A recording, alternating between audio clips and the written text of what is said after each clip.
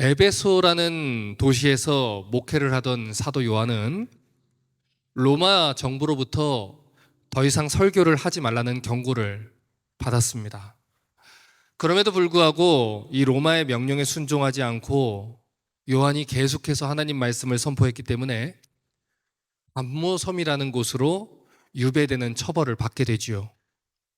요한계시록 1장 9절을 보면 요한이 pat모섬에 유배된 이유를 이렇게 얘기를 했습니다.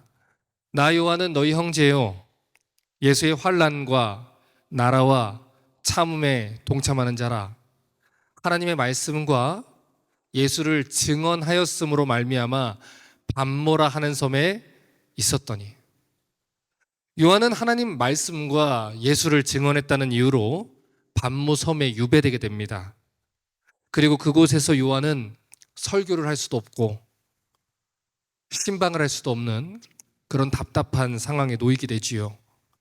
그런데 어느 주일에 예수님께서 요한에게 나타나셔서 계시와 환상을 보여주시고 그 모든 계시의 환상의 내용을 두루마리 책에 써서 오늘날 터키 지역에 있었던 7 교회에게 보내라 라고 명령을 주셨습니다.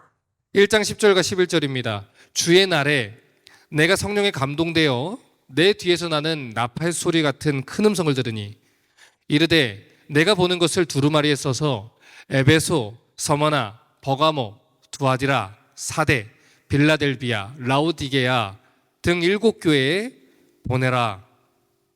여러분, 지금 요한은 자유로운 상태가 아니지요. 그는 복음을 전하다가 로마의 표적이 되었고 급기야 pat모섬에 혼자 유배돼서 갇힌 상태입니다. 교회를 직접 섬길 수도 없고 설교 강단에 설 수도 없는 상태지요. 자, 그런데 왜 예수님께서는 다른 사람들이 아닌 요한에게 계시를 주셨을까요?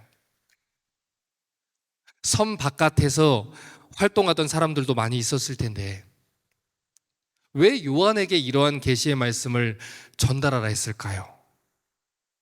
첫 번째 이유는 사도 요한이 계시록을 기록하던 그 시점에는 이미 다른 모든 사도들이 순교해서 죽임을 당했기 때문입니다. 보통 요한계시록이 기록된 시기를 AD 95년경으로 봅니다. 이미 그 당시에는 사도 바울을 비롯한 다른 사도들이 순교한 상황이었기 때문에 남겨진 사도 요한에게 이 계시의 말씀을 주셨다는 것이죠. 두 번째 이유는 그렇기 때문에 요한만큼 예수님에 대한 말씀을 정확하게 전달해 줄 사람이 없었기 때문입니다. 요한일서 1장 1절과 2절은 이런 얘기를 합니다.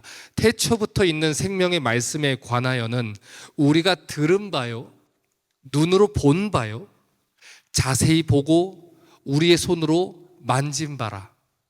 이 생명이 나타나신 바 된지라. 이 영원한 생명을 우리가 보았고 증언하여 너희에게 전하노니 이는 아버지와 함께 계시다가 우리에게 나타내신 바 된 이시니라. 요한은 직접 예수님을 보았습니다. 만났습니다. 함께 먹고 마시며 예수님과 가장 가까운 곳에서 예수님을 경험한 사도였지요. 그렇기 때문에 예수님에 대한 말씀을 가장 정확하게 전달할 수 있었던 것입니다. 자, 그러면 그런 사도 요한이 예수님께서 보내라고 하신 편지에 자기를 어떤 사람이라고 소개를 하고 있습니까? 첫 번째로 요한은 자신이 성도들과 동일한 믿음을 가진 형제요라고 소개를 합니다. 그리고 두 번째로 자기가 예수의 환난에 동참하는 자다라고 얘기를 하지요. 자, 여기에서 말하는 예수의 환난이라고 사용된 표현은 예수님 때문에 당하는 환난이라는 표현입니다.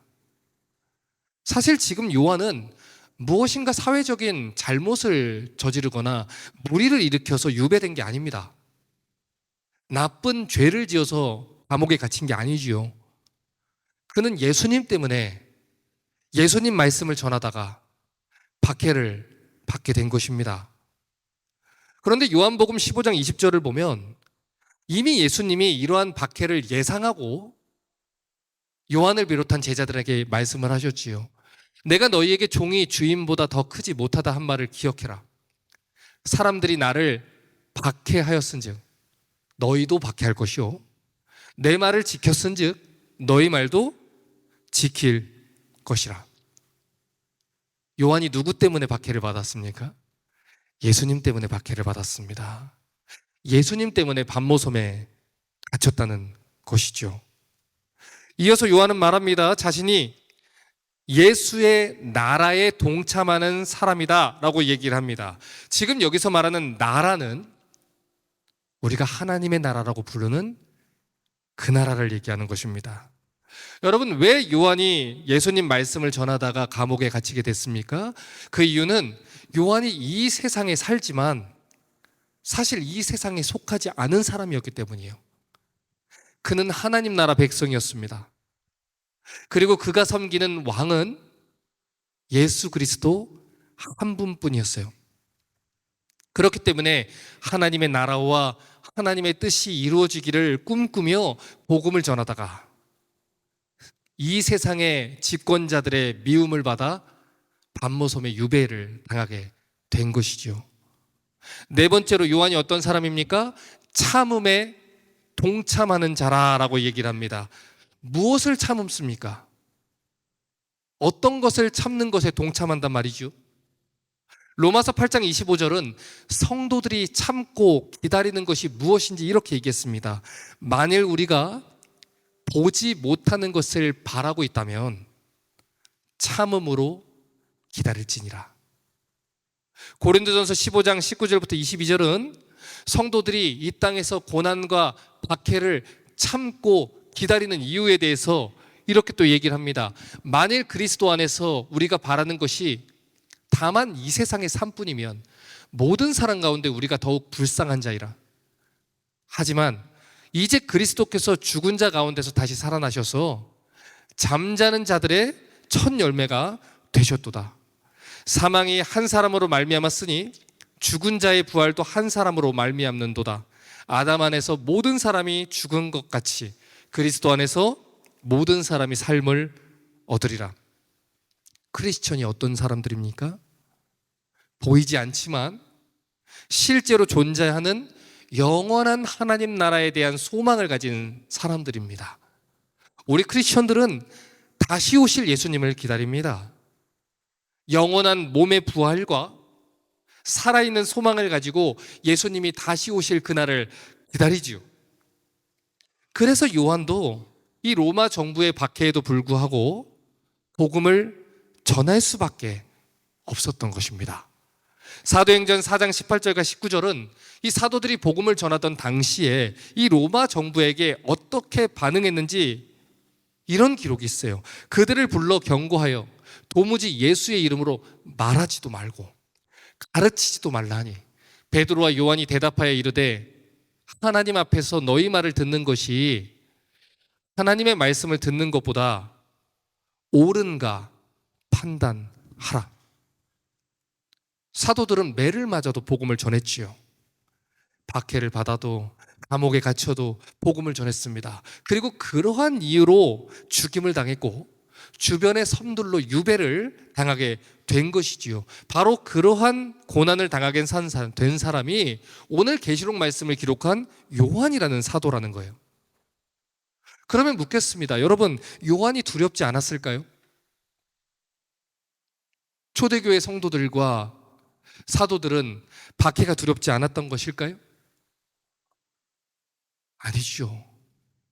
그들도 우리와 똑같은 사람입니다. 그들도 두려웠습니다. 하지만 그럼에도 불구하고 그들은 복음을 전했어요.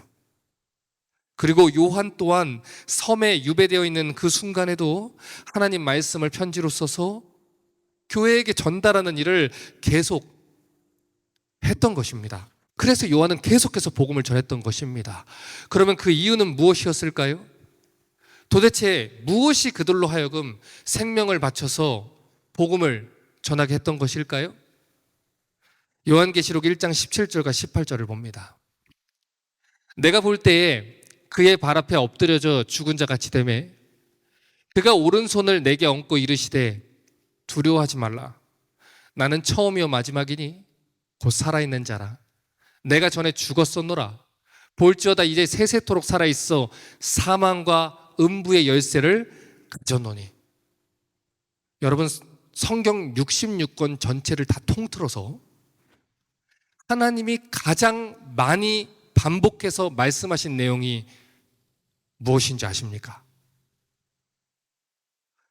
두려워 말라라는 거예요. 성경 66권 통틀어서 가장 많이 나오는 하나님의 말씀, 하나님의 약속은 두려워 말라는 것입니다. 내가 널 지킬 것이고 내가 널 돌볼 것이니 두려워 말라. 이 말씀이 성경 전체에서 가장 많이 나오는 하나님 약속이에요. 그런데 그 하나님의 약속이 오늘 단무섬에 유배되어 있는 요한에게도 또다시 주어졌다는 것입니다.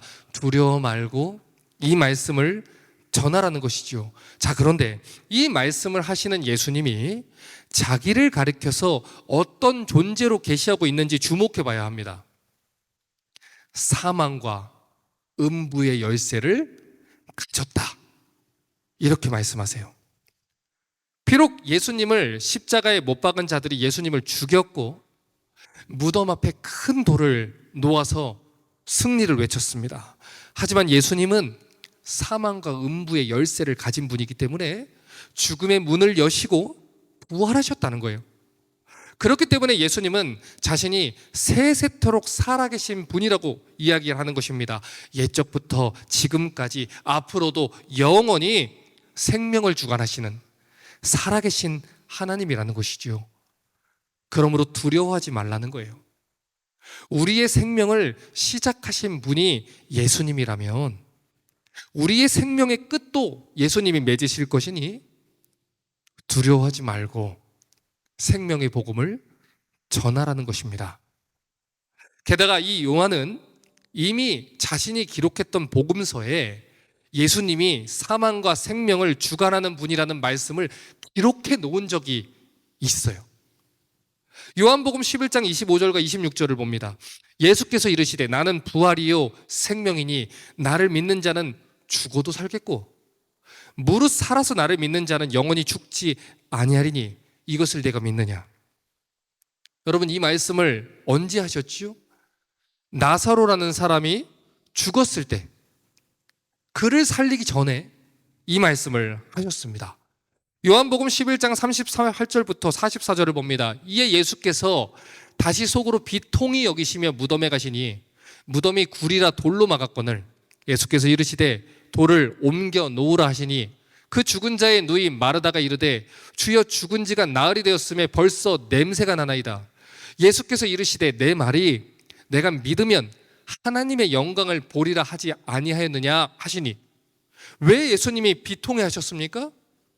나를 믿는 자는 죽어도 살겠다 말씀하셨음에도 불구하고 눈앞에 있는 예수님을 보고 있음에도 불구하고 믿지 못하는 것입니다. 그래서 비통해 하는 것이지요.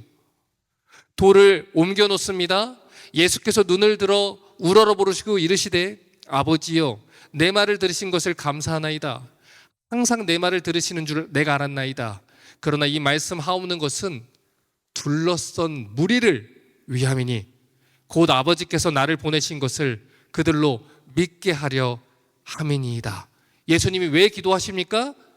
주변에 있는 자들이 믿지 못하는 것입니다. 그래서 그들의 믿음을 위해서 기도하는 것입니다. 예수님이 왜 오셨는지, 사망을 정복하시고 영원한 생명을 쥐고 계신 분이 예수님이라는 것을 믿게 하기 위해서 이 기적을 일으키시는 것이고, 그것을 믿게 하기 위해 하나님께 기도하는 것이죠. 이 말씀을 하시고 큰 소리로 나사로야 나오라 부르시니 죽은 자가 수족을 배로 동인채로 나오는데 그 얼굴은 수건에 쌓였더라. 예수께서 이르시되 풀어놓아 다니게 하라 하시니라. 사망과 음부의 열쇠를 가지신 예수님이 돌을 치우라 하십니다. 사망과 음부의 열쇠를 가지신 예수님이 나사로야 나와라 하십니다. 생명의 주인의 목소리를 들은 나사로가 어떻게 합니까? 살아서 걸어 나오게 되는 것이죠. 이뿐만이 아니지요. 이미 요한복음 5장 28절과 29절에서도 말씀하셨습니다. 이를 놀랍게 여기지 말라. 무덤 속에 있는 자가 다 그의 음성을 들을 때가 오나니 선한 일을 행한 자는 생명의 부활로, 악한 일을 행한 자는 심판의 부활로 나오리라. 우리 모두 다 나사로야 나와라 했던 그 음성을 들을 때가 온다는 거예요. 지금 당장은 로마 정부가 우리의 생명을 쥐고 있는 것 같을 것입니다. 지금 당장은 이 세상에 우리 생명이 달려있고 이 세상의 법칙에 따라서 이 세상이 원하는 대로 살아야만 우리 생명을 온전하게 보존하고 지킬 수 있을 것 같은 오해를 가질 수도 있습니다. 하지만 이 세상이 끝이 아니라는 거예요. 우리 예수님이 약속한 대로 우리 예수님 속히 오실 것인데 다시 오시는 그날에는 모든 사람이 일어나 심판주이신 예수님을 만나게 된다는 것입니다. 그러므로 누구 눈치를 살펴야 하는지, 누구를 위해서 살아야 하는지, 무엇을 위해서 살아야 하는지, 어떤 나라를 위해서 살아야 하는지 다르게 생각하라는 거예요. 여러분, 왜 사도 요한이 반모섬에 유배될 때까지 하나님 말씀을 전했을까요? 왜 사도 요한이 반모섬에 갇혀 있는데 갇혀서까지 하나님 말씀을 전하고 있는 것일까요? 그 이유는 그때도 수많은 사람들이 다시 오신다는 예수님 약속을 믿지 못하고 있었기 때문입니다. 그래서 영원한 하나님 나라가 아닌 잠시 잠깐이면 지나갈 이 세상에 마음을 두고 살고 있었기 때문이에요. 여러분, 실제로 그랬어요. 그 당시 수많은 교인들이 로마 황제를 두려워하며 신앙을 변절했습니다. 그들도 성경을 알고 있었어요. 그들도 예수님이 다시 오신다는 걸 알고 있었어요. 그들은 심지어 사도들에게 직접 하나님 복음을 들었어요. 그럼에도 불구하고 신앙을 타협하고 이 세상 나라가 주는 상급들과 이 세상이 주는 위협에 흔들리면서 신앙을 타협하고 있었습니다. 그래서 요한은 반모섬에 갇힐 때까지 복음을 전했던 거예요. 로마 정부가 금지하고 있었음에도 불구하고 생명이 위협받는 상황이 왔음에도 불구하고 끝까지 복음을 전했던 것입니다. 그리고 오늘 예수님도 하나님 나라에 대한 사명을 가지고 있던 요한에게 나타나신 거예요. 다시 오신다는 약속을 주시고 마지막 날까지 성도들이 붙들어야 하는 신앙을 전달해야 한다는 사명을 100세가 되된 그 요한에게 주신 것입니다. 방금 전에 성경에서 가장 많이 반복돼서 주어진 약속이 두려워하지 말라는 약속이라는 말씀을 드렸습니다. 여러분, 성경은 그 약속을 실제로 살아내고 그 약속을 실제로 받았던 사람들의 이야기로 가득합니다. 하나님이 얼마나 그들에게 두려워하지 말라고 약속을 주셨는지, 얼마나 그들을 지키기 위해서 애를 쓰셨는지 그 기록으로 가득하지요. 그 약속은 유다 왕이었던 아하스 시대에도 동일하게 주어졌습니다. 이사야 7장 1절부터 4절을 보면 이런 사건이 기록되어 있어요. 우시아의 손자요 요담의 아들인 유다의 아하스 왕 때에 아람의 르신 왕과 르말리아의 아들 이스라엘의 베가 왕이 올라와 예루살렘을 쳤으나 능히 이기지 못하니라. 어떤 사람이 다윗의 집에 알려 이르되 아람이 에브라임과 동행하였다 하였으므로 왕의 마음과 그의 백성이 마음이 숲이 바람에 흔들린 같이 흔들렸더라. 그때 여호와께서 이사야에게 이르시되 너와 내 아들 스알 야숲은 윈못 수도 끝 세탁자의 밭 큰 길에 나가서 아하스를 만나 그에게 이르길 너는 삼가며 조용하라. 르신과 아람과 르말리아의 아들이 심히 노할지라도 이들은 연기나는 두 부지깽이 그루터기에 불과하니 두려워하지 말며 낙심하지 말라. 이 유다 왕국을 아하스라는 왕이 다스릴 때 북이스라엘의 베가라는 왕과 아람 나라의 르신 왕이 동맹을 맺어버렸습니다. 그리고 남유다 왕국을 공격했어요. 그런데 그때 하나님이 이사야 선지자를 보내서 메시지를 주셨습니다. 무슨 메시지입니까? 그들이 아무리 무섭고 강하고 위협적으로 보여서 유다가 망할 것처럼 보일지라도 두려워하지 말라는 거예요. 유다를 지키시는 분이 누굽니까? 하나님이라는 거예요. 그들은 그냥 연기 나는 두 부지깽이 같다는 것이지요. 여러분, 불을 지필 때 타다가 말아가지고 연기만 나고 있는 나무를 보신 적이 있습니까? 지금 그 이야기 하는 겁니다. 그것은 그냥 놔두면 그대로 타다가 없어질 뿐, 요란하게 연기를 내봤자 아무런 힘도 없는 부지깽이 같다는 거예요. 지금은 내 앞에서 소리를 지르는 저 로마 정부의 세력이 무서워 보일 수 있습니다. 하지만 성도들을 삼키려고 하는 저 사자들의 모습이 두려워 보일 수 있지만, 하나님을 섬기는 하나님 나라 백성들은 결코 두려워할 필요가 없다는 거예요. 왜냐하면 그들을 지키시는 분이 온 세상의 왕이기 때문입니다. 이미 우리는 다니엘 3장 23절부터 27절의 말씀을 살펴봤습니다. 어떤 기록이 있었습니까? 세 사람 사드락과 메삭과 아벳느고는 결박된 채 맹렬히 타는 풀무불 가운데 떨어졌더라. 그때 느부갓네살이 놀라 급히 일어나 모세들에게 물어가로되, 우리가 결박하여 불 가운데 던진 자는 세 사람이 아니었느냐? 그들이 왕에게 대답하여 이르되 옳소이다 하더라. 왕이 또 말하여 이르되, 내가 보니 결박되지 않은 네 사람이 불 가운데로 다니는데 상하지도 않았고 넷째의 모양은 신들의 아들과 같도다. 느부갓네살이 맹렬히 타는 풀무불 악이 가까운 데 가서 이르되, 지극히 높으신 하나님의 종 사드락 메삭 아벳느고야, 이리로 오라. 사드락과 메삭 아벳느고가 불 가운데서 나온지라. 총독과 지사와 행정관과 왕의 무사들이 모여 이 사람들을 본즉 불이 능히 그들의 몸을 해하지 못했고 머리털도 그을리지 않았고 겉옷 빛도 변하지 아니하였고 불탄 냄새도 없었더라. 하나님이 이사야 선지자를 통해 약속하셨던 말씀 그대로입니다. 네가 불 가운데로 들어갈지라도 불이 너를 사르지 못할 것이고 물 가운데로 행할지라도 물이 너를 침몰치 못할 것은 대저 나는 여호와 너의 구원자임이라. 이뿐만이 아니시오. 다니엘 6장 22절을 보면 하나님만을 섬긴다는 이유로 사자굴에 던져진 다니엘이 어떻게 보호받았는지 이렇게 말했습니다. 나의 하나님이 이미 그의 천사를 보내요. 사자들의 입을 봉했으므로 사자들이 나를 상해하지 못했사오니 이는 나의 무지함이 그 앞에 명백함이 오며 또 왕이여 나는 왕에게도 해를 끼치지 아니하나이다. 다니엘도 요한도 하나님 나라를 위해 복음을 전한 사람들입니다. 하나님 나라를 위해 참고 인내하던 사람들입니다. 그러니 하나님의 나라를 위해서 사는 하나님 백성들을, 그들의 생명을 누가 지키십니까?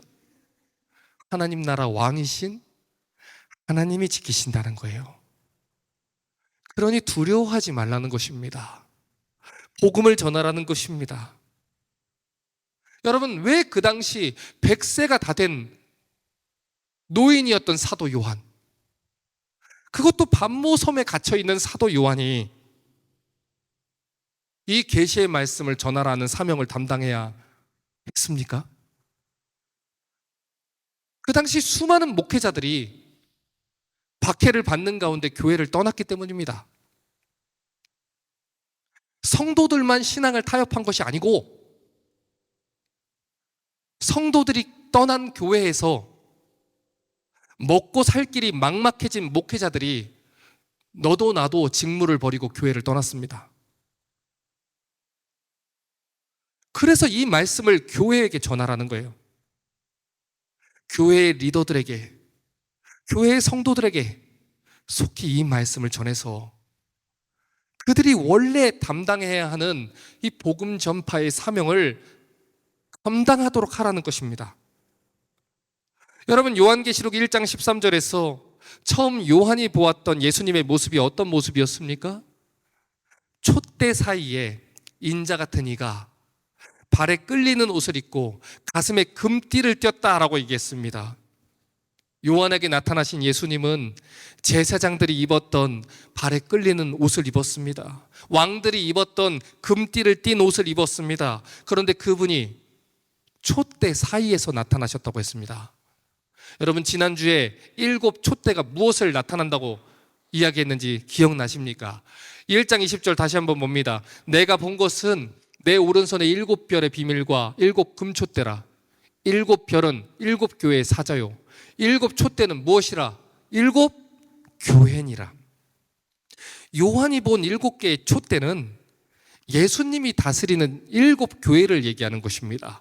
다시 말해 요한계시록을 전달받게 될 7 교회를 이야기하는 것이죠. 자, 그런데 주목해서 봐야 되는 것은 지금 7 교회가 그냥 촛대가 아니라 7 금촛대라고 비유가 되고 있다는 거예요. 이것은 성막에서 가지고 온 이미지를 빌려서 설명하는 것인데, 특별히 금이 가지고 있는 어떤 특징 때문에 이렇게 비유를 하는 것입니다. 여러분, 금이 가지고 있는 특징이 무엇입니까? 변하지 않고 녹슬지 않는다는 것입니다. 그런데 교회가 금촛대로 비유되고 있다는 것은, 교회는 세상의 어떤 풍조에도 물들거나 변하지 않고 세상을 향해 빛을 비추는 책임을 감당해야 한다는 걸 얘기를 하는 것입니다. 그런데 그 당시 소아시아의 7 교회들은 그리스도께 책망을 받았어요. 그들은 로마 정부의 박해 때문에 변질돼 버렸습니다. 세상의 풍조에 휩쓸리고 물들어 타락해 버렸어요. 그래서 때로는 성경의 진리를 타협하고, 때로는 이단들에게 물들어 버리고, 때로는 세상 사람들을 기쁘게 하려는 중에 거룩함을 잃어버리는 죄를 지었습니다. 그래서 예수님이 요한계시록 2장 5절을 통해 이런 책망을 하십니다. 그러므로 어디에서 떨어졌는지를 생각하고 회개하여 처음 행위를 가져라. 만일 그러지 않으면, 회개치 않으면 내가 내게 가서 내 촛대를 그 자리에서 옮기리라. 촛대를 옮기시겠다고 합니다. 교회가 진리의 말씀을 보존하고 선포하고 말씀의 빛을 비추는 역할을 제대로 하지 않는다면, 그 교회가 10,000명이 모였든 30,000명이 모였든 그 교회에게 주신 사명과 소명을 옮겨버리시겠다는 거예요. 여러분, 그런데 지금 이 2장 5절이 어느 교회에게 주신 말씀인지 주목해 볼 필요가 있습니다. 그 교회는 에베소 교회입니다. 여러분, 에베소 교회는 사도 바울, 디모데, 사도 요한에게 양육을 받은 교회입니다. 가장 훌륭한 목회자들에게 가장 확실한 성경 공부를 했던 교회가 에베소 교회입니다. 그런데 그 교회에게 이 책망을 주셨다는 것은 오늘날 우리에게 굉장히 큰 경각심을 불러 일으키는 것입니다. 나도 청년 때 열심히 했어. 오늘날 40대, 50대 집사님들, 장로님들, 권사님들이 청년들을 보면서 하시는 말입니다. 나도 청년 때 열심히 했어. 지금은 뭐가 달라졌습니까? 아이를 키우고 있나요? 가정을 이루었나요? 직장을 가졌나요? 책임질 것이 많아졌나요? 그 모든 것을 주신 분이 누구십니까? 하나님이십니다. 하나님이 하나님을 섬기는 경건한 가정을 세우라 했더니 그 가정 때문에 하나님을 떠나버리고, 하나님을 섬기기 위해 재정을 맡겨주셨더니 그 재산 때문에 하나님을 떠나버립니다. 하나님을 섬기기 위해 직장을 주셨더니 그 직장 때문에 하나님을 떠나버립니다. 처음 행위를 가지라는 거예요. 촛대를 옮기시겠다는 것입니다. 이 사실을 모든 교회에게 알리라. 이것이 예수님이 요한에게 주신 사명입니다. 이제 설교를 정리합니다. 구약시대에 주어졌던 성막의 구조를 보면 성막 안에 금으로 된 등잔대가 있는 걸 발견하게 됩니다. 이 성막 안에 있는 등불은 성소를 환하게 비추어서 제사장들로 하여금 예배를 드리게 하고 하나님 주신 방식과 방향대로 예배를 섬기게 하는 역할을 담당했어요. 여러분, 그런데 빛을 비춰야 되는 등잔대가 빛을 비추지 않으면 어떻게 성막에서 드리는 예배가 온전히 드려질 수 있겠습니까? 그러므로 촛대는 촛대의 역할을 하며 빛을 비추어야 하는 것입니다. 그것이 촛대의 역할이고 사명입니다. 교회는 빛을 비추어야 하는 것입니다. 거룩하신 하나님 말씀의 빛을 비추어서 죄를 깨닫게 하고 구원받지 못한 사람들이 거룩한 하나님 앞에 나와 회개하고 나올 수 있도록 살아계신 하나님의 빛을 비추어야 하는 것입니다. 요한복음 1장 9절부터 12절을 보면 교회가 비추어야 하는 빛이 무엇인지 이렇게 얘기를 해놨습니다. 참빛, 곧 세상에 와서 각 사람에게 비추는 빛이 있었나니 그가 세상에 계셨으며 세상은 그로 말미암아 지은 바 되었으되 세상이 그를 알지 못했고 자기 땅에 오매 자기 백성이 영접지 아니하였으나 영접하는 자 곧 그 이름을 믿는 자들에게는 하나님의 자녀가 되는 권세를 주셨으니 세상 사람들은 하나님의 아들이신 예수를 알지 못합니다. 하나님의 말씀을 알지 못합니다. 그래서 교회는 그들에게 하나님 말씀을 선포하고 그리스도를 선포하여 구원의 빛을 비추는 등대의 역할을 감당해야 한다는 거예요. 그리하여 죄로 인해 멸망할 사람들이 구원을 얻을 수 있도록 생명의 길을 보여주어야 하는 것입니다. 요한복음 8장 12절은 또 말했습니다. 예수께서 이르시되 나는 세상의 빛이니 나를 따르는 자는 어둠에 다니지 아니하고 생명의 빛을 얻으리라. 그러므로 교회는 사람들로 하여금 예수님을 알 수 있도록 또 예수님을 따를 수 있도록 예수 그리스도의 말씀의 빛을 비추어야 한다는 거예요. 사람들이 즐겁고 편안한 커뮤니티를 만들어주는 것이 교회의 책임이 아닙니다. 사람들이 즐거워하는 이벤트를 만들어주는 것이 교회의 책임이 아닙니다. 예수 그리스도를 전하는 것, 예수 그리스도를 따르게 하는 것, 그것이 교회의 책임입니다.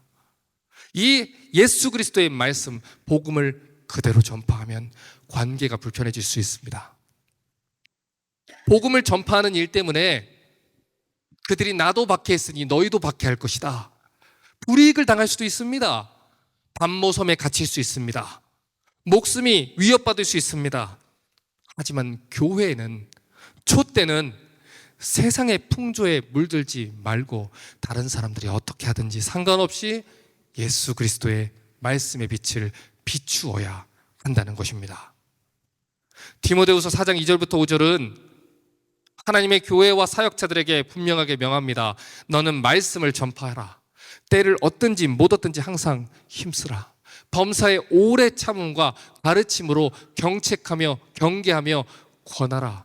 때가 이르리니 사람이 바른 교훈을 받지 아니하며 귀가 가려워서 자신의 사욕을 따를 스승을 많이 두고 그 귀를 진리에서 돌이켜 허탄한 이야기를 따르리라. 그러나 너는 모든 일에 신중하여 고난을 받으며 전도자의 일을 하며 너의 직무를 다하라.